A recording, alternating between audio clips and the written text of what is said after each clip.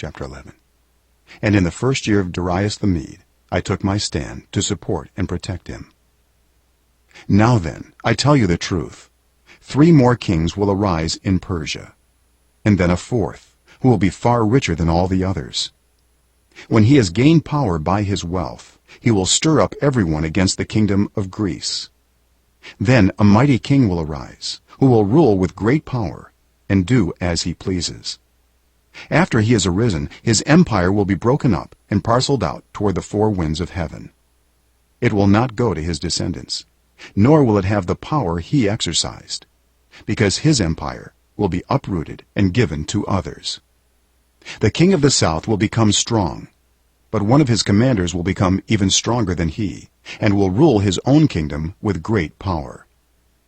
After some years they will become allies. The daughter of the king of the south will go to the king of the north to make an alliance, but she will not retain her power, and he and his power will not last. In those days she will be betrayed, together with her royal escort and her father, and the one who supported her. One from her family line will arise to take her place. He will attack the forces of the king of the north and enter his fortress. He will fight against them and be victorious. He will also seize their gods, their metal images, and their valuable articles of silver and gold, and carry them off to Egypt. For some years he will leave the king of the north alone. Then the king of the north will invade the realm of the king of the south, but will retreat to his own country. His sons will prepare for war and assemble a great army, which will sweep on like an irresistible flood, and carry the battle as far as his fortress. Then the king of the south will march out in a rage and fight against the king of the north, who will raise a large army, but it will be defeated.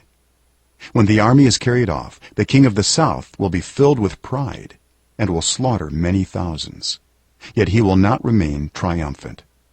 For the king of the north will muster another army larger than the first, and after several years he will advance with a huge army fully equipped. In those times many will rise against the king of the south. Those who are violent among your own people will rebel in fulfillment of the vision, but without success. Then the king of the north will come and build up siege ramps and will capture a fortified city. The forces of the south will be powerless to resist. Even their best troops will not have the strength to stand. The invader will do as he pleases. No one will be able to stand against him. He will establish himself in the beautiful land and will have the power to destroy it. He will determine to come with the might of his entire kingdom and will make an alliance with the king of the south. And he will give him a daughter in marriage in order to overthrow the kingdom. But his plans will not succeed or help him. Then he will turn his attention to the coastlands and will take many of them. But a commander will put an end to his insolence and will turn his insolence back on him. After this he will turn back toward the fortresses of his own country, but will stumble and fall, to be seen no more. His successor will send out a tax collector to maintain the royal splendor. In a few years, however, he will be destroyed, yet not in anger or in battle. He will be succeeded by a contemptible person who has not been given the honor of royalty. He will invade the kingdom when its people feel secure, and he will seize it through intrigue. Then an overwhelming army will be swept away before him. Both it and a prince of the covenant will be destroyed. After coming to an agreement with him, he will act deceitfully, and with only a few people he will rise to power. When the richest provinces feel secure, he will invade them and will achieve what neither his fathers nor his forefathers did.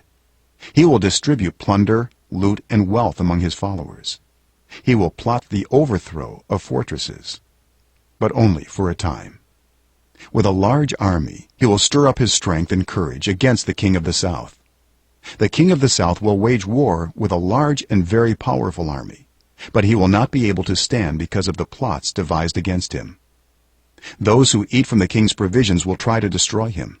His army will be swept away, and many will fall in battle. The 2 kings, with their hearts bent on evil, will sit at the same table and lie to each other, but to no avail, because an end will still come at the appointed time. The king of the north will return to his own country with great wealth, but his heart will be set against the holy covenant. He will take action against it and then return to his own country. At the appointed time he will invade the south again, but this time the outcome will be different from what it was before. Ships of the western coastlands will oppose him, and he will lose heart.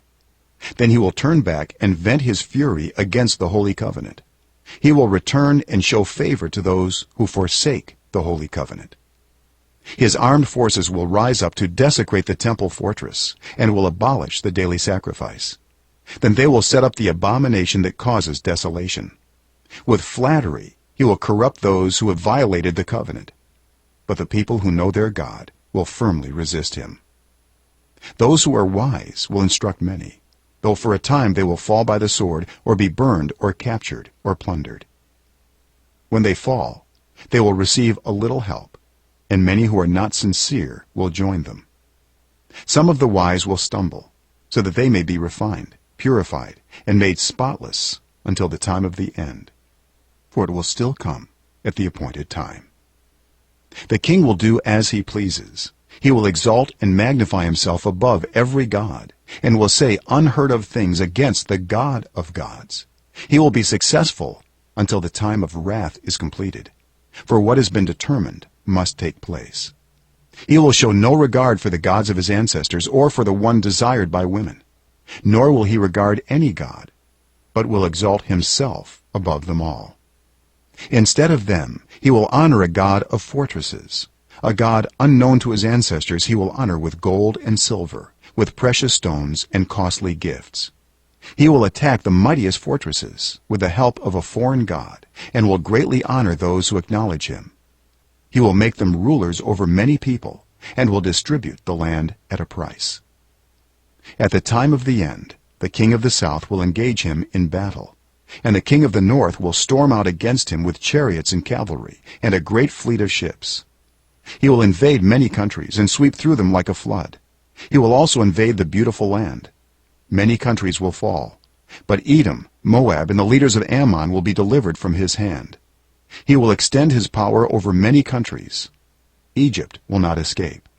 He will gain control of the treasures of gold and silver and all the riches of Egypt, with the Libyans and Cushites in submission.